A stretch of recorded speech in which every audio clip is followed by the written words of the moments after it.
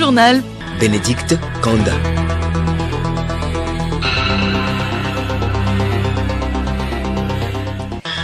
Vous faites bien de nous rejoindre pour le journal. Madame, Monsieur, bonjour et bienvenue. Favoriser l'accès au crédit pour tous, ceci grâce aux structures de microfinance. C'est la préoccupation des entrepreneurs qui se retrouvent cette semaine à Lomé. Les étudiants reprennent le chemin des campus universitaires ce lundi. Écho de l'Université de Lomé, de l'UKO UUT et de l'ESAG NDE à suivre dans ce journal. Au Burkina Faso, l'avenue Charles de Gaulle change de nom et devient désormais le boulevard Thomas Sankara. C'est un hommage au citoyen burkinabé le plus célèbre au monde assassiné il y a 36 ans. Et puis le magazine des sports à 13h porte sur les préparatifs des clubs pour la D1 Lonato, la fin du championnat D1 féminine et la victoire de l'Afrique du Sud pour les demi-finales du mondial de rugby.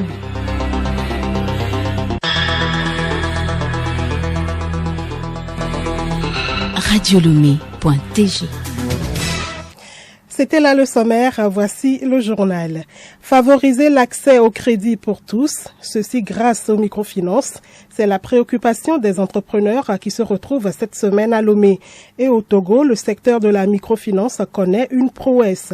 Plusieurs avancées dans le domaine, notamment la mise sur pied du FNFI, Fonds national de la finance inclusive, qui accompagne toutes les couches sociales dans leurs activités commerciales. Cependant, des défis à relever dans l'octroi de crédit aux couches les plus vulnérables. Dossier Solem Léomou, Léontine Atogima. Comment les couches défavorisées peuvent-elles avoir accès au crédit pour le développement de leurs activités? La microfinance constitue une meilleure alternative d'accès au capital pour ces couches. Mais le débat reste centré sur les niveaux de prix qui pourraient permettre à cette tranche sociale de produire et de vendre afin de rembourser son crédit. La nouvelle politique du gouvernement est de faciliter l'accès au crédit à tout entrepreneur. Cependant, le problème de remboursement des crédits crée un manque de confiance entre les microfinances et les créditeurs. La raison, le taux d'intérêt. Il constitue un handicap à l'accès au crédit. Pour corriger ce manquement, les microfinances prônent une éducation financière des populations sur les différents aspects d'octroi de crédit. Autre défi à relever dans le secteur de la microfinance, la diversification des produits et cibles. Magloire Tchevi, économiste, explique ce défi. Il est temps de pouvoir avoir une gamme de produits diversifiés afin de répondre à tous les besoins que les cibles vont nous présenter. Aussi, il faut diversifier les cibles dans la mesure où il y a plusieurs niveaux de clients qui viennent vers les microfinances. Ceci oblige les microfinances à pouvoir travailler dans le sens de la diversification et à faire davantage. Il y en a qui le font déjà, mais il faut encore plus d'efforts. Je dirais aussi que le défi de la digitalisation des produits et des services que les institutions de microfinance donnent doit être de priorité. Pour permettre aux clients d'être au point, il faut que les institutions de microfinance pensent à la digitalisation des produits et des services. Également, il faut renforcer les impacts économiques et sociaux que ces institutions ont déjà réussi à faire. Il est vrai que les institutions de microfinance ont eu à avoir des impacts sur l'économie des pays, mais il est bon temps que ce soit encore un défi pour faire davantage. Sur le plan sécuritaire à présent, les chefs d'état-major de la CEDEAO sont réunis depuis hier à Lomé. Ces pays riverains du golfe de Guinée veulent sécuriser davantage leur espace maritime. Cela passe par les échanges d'informations et des exercices de simulation sur la mer. Ces mécanismes contribuent à réduire l'insécurité maritime. Théophile Dandako. Les incidents concernant la piraterie maritime, vols en mer et autres menaces ont baissé dans les ports ouest-africains. Cela fait suite à la mise en place du plan d'action maritime intégré. Ces actions, initiées il y a une décennie, sont en révision à Lomé. De 68 cas de piraterie maritime en 2018, ces actes de banditisme dans l'espace maritime ouest-africain sont de 15 en 2022. Les cadres de la sécurité maritime veulent donc miser à Lomé sur l'échange d'informations. Il s'agit de partager entre les chefs d'état-major de la marine ouest-africaine les différents renseignements. Cela permettra d'anticiper, car en mer, mieux vaut prévenir que guérir. Merci à vous Théophile Dandako. La suite de ce journal, après 3 mois de vacances, plus de 50 000 étudiants de l'Université de Lomé ont repris ce matin le chemin des amphithéâtres. Sur le campus de Lomé, l'ambiance a été celle des grands jours. Un tour au Temple du Savoir nous a permis de constater l'affluence au niveau des différents départements. Reportage Solim Tchangaï avec la voix de Raoul Tetoniake. La cour du campus est pleine à craquer. Les étudiants des écoles et instituts sont en uniforme pantalon, jupe, chemise et veste cravatée. Ceux des facultés se présentent dans leur plus belle tenue stylée. Les nouveaux étudiants se font remarquer d'un coup d'œil par leur attitude. Certains cherchent les amphis, visage inquiet, d'autres prennent des photos pour immortaliser le premier jour. Sur les reposoirs du campus, on peut apercevoir des étudiants assis seuls, la tête baissée, téléphone portable en main, écouteurs dans les oreilles. Certains étudiants en groupe discutent. La joie se lit sur certains visages. Je suis très contente de reprendre les cours aujourd'hui. J'ai retrouvé mes amis, mes professeurs et on est dans une bonne ambiance. Je me sens bien, je suis très contente d'avoir repris la rentrée scolaire 2023-2024 et je suis aussi contente de revoir mes amis et tout. Depuis là, j'attendais même que la rentrée arrive pour que nous puissions commencer la 3e année. Je suis très excitée à avoir l'idée de finir enfin cette année.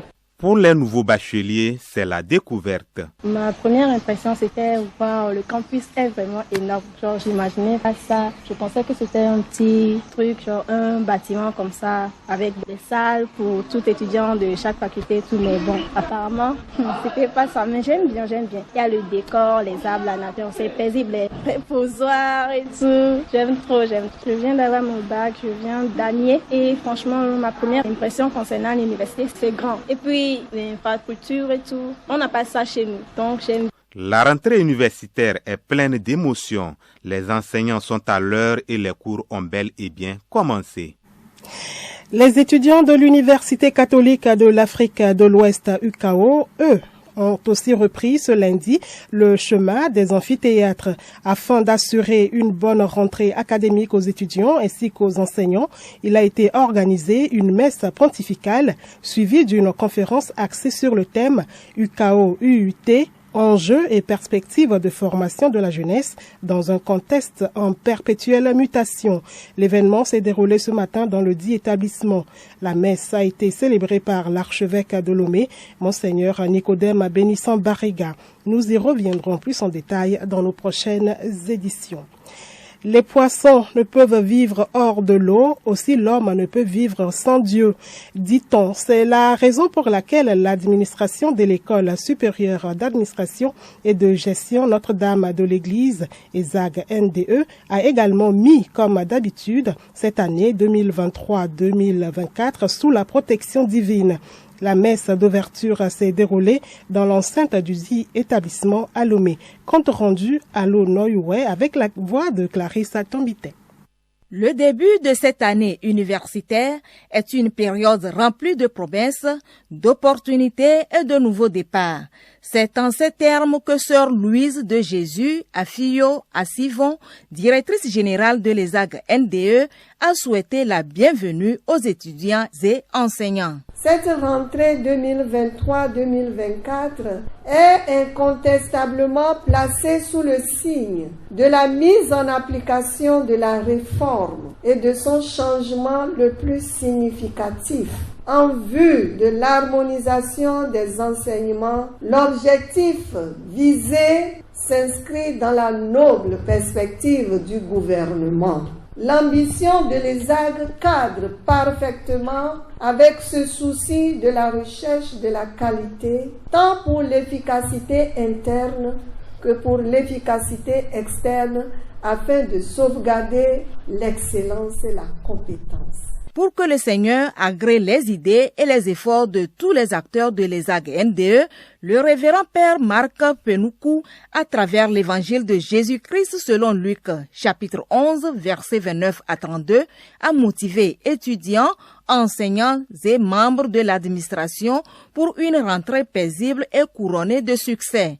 Marc Penoukou. Dieu est là et il donne de ces signes. Mais pour que ces signes donnent le fruit escompté, Jésus le dit tout à l'heure que c'est le signe de Jonas qui nous sera donné. Faisant ainsi allusion à sa passion et surtout à sa prochaine résurrection d'entre les morts. Et parlant de résurrection, c'est le passage d'une étape moins favorable à une certaine amélioration, sinon à une satisfaction totale dans une situation que nous vivons. Et chacun aura sa résurrection en venant ici avec la soif d'apprendre, d'étudier, de connaître.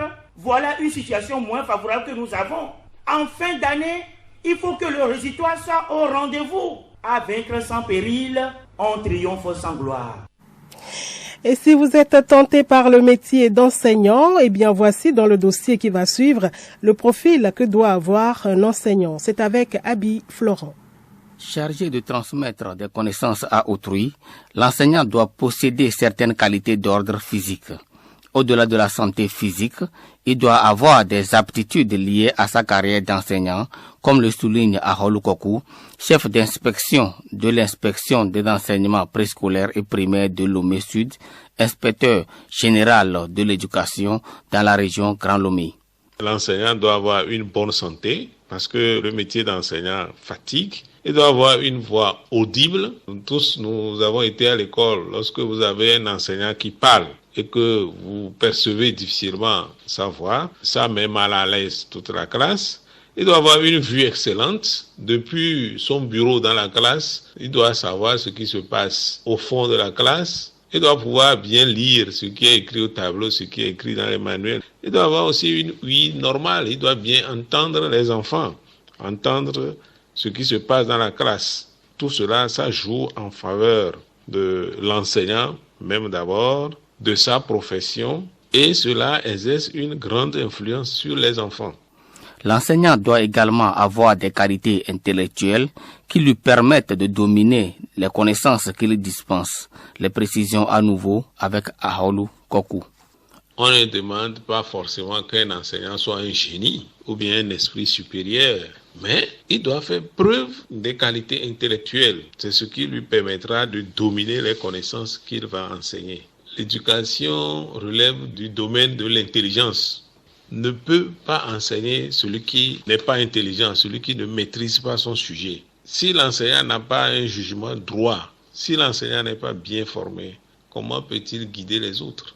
La bonté, la fermeté, la patience, le calme, la justice et la loyauté, le dévouement et la ponctualité, voilà des exemples de qualités morales dont doit faire preuve l'enseignant. La formation et les séminaires de recyclage mis à part, ces qualités inhérentes à l'enseignement jouent un rôle de premier plan dans l'exercice du métier d'enseignant.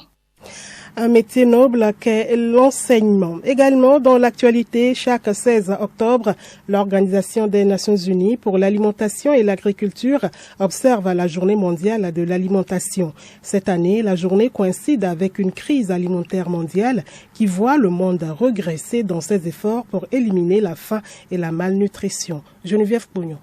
L'enjeu de l'alimentation est aujourd'hui triple. Produire des aliments de qualité en quantité suffisante tout en préservant l'environnement. Quelques 780 millions de personnes de par le monde ne mangent pas à leur faim et près de 50 millions d'enfants souffrant d'émaciation sévère risquent de mourir. Pourtant, les fonds récoltés dans le cadre de l'appel humanitaire mondial lancé cette année n'atteignent que 32% de l'objectif fixé. Dans notre monde d'abondance, il est scandaleux qu'une personne meure de faim chaque seconde, tandis que le programme alimentaire mondial est contraint de réduire l'ampleur de ses programmes d'aide essentiels. En 2015, après des années de progrès, les gouvernements se sont donnés pour l'objectif d'éliminer la faim d'ici à 2030.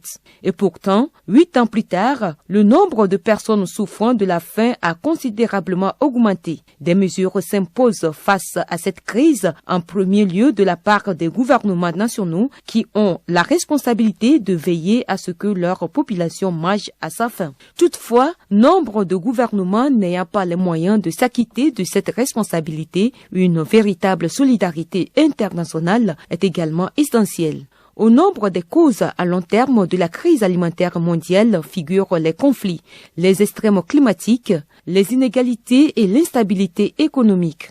Le système des Nations Unies s'attaque à ces causes profondes en œuvrant en faveur de systèmes alimentaires durables et équitables plaçant l'être humain au-dessus des profits. Cette année, le thème de la Journée mondiale de l'alimentation est axé sur l'eau, élément indispensable à la production d'aliments sains et nutritifs. Cette eau, il est essentiel de la gérer de façon viable dans l'agriculture et la production alimentaire si l'on veut éliminer la faim, réaliser les objectifs de développement durable et préserver cette ressource pour les générations futures. L'objectif faim zéro est réalisable. Merci à vous, Geneviève Pognon. La Côte d'Ivoire a un nouveau Premier ministre depuis ce matin.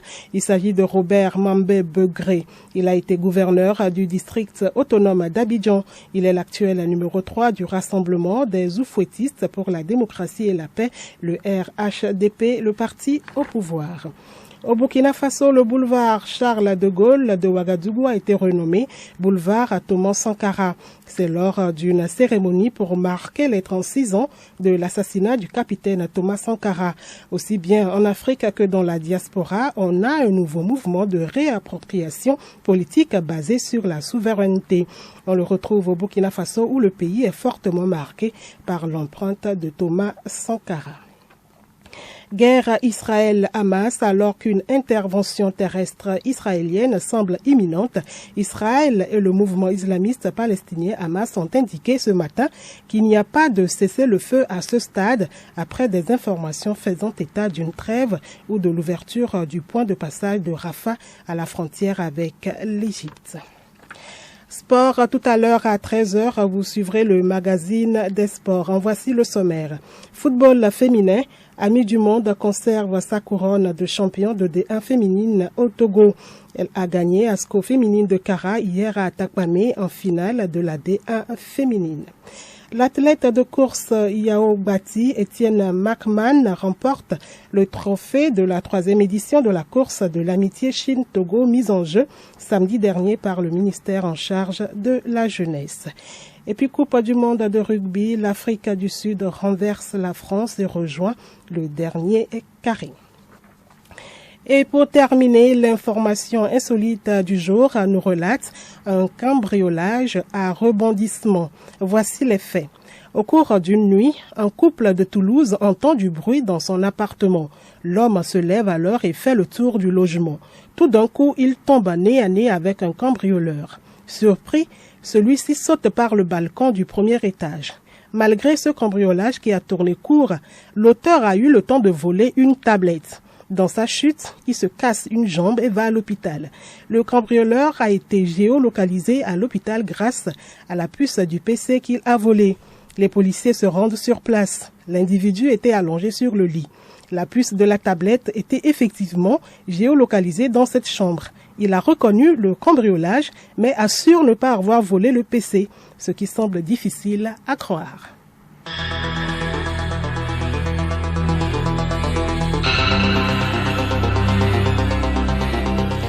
Madame, Monsieur, voilà pour cette édition de la mi-journée, édition conçue et préparée par toute l'équipe de la rédaction avec l'appui de la technique.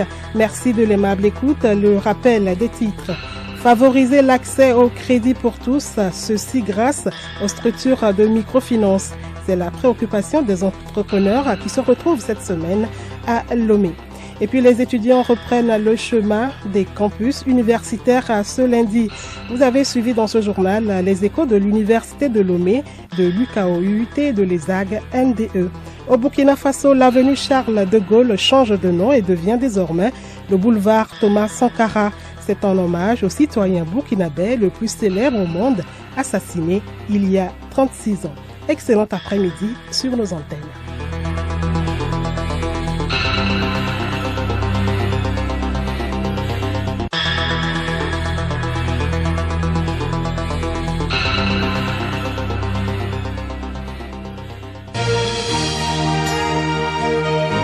Radio Lomé, boîte postale 434, email radiolomé@radiolomé.tg.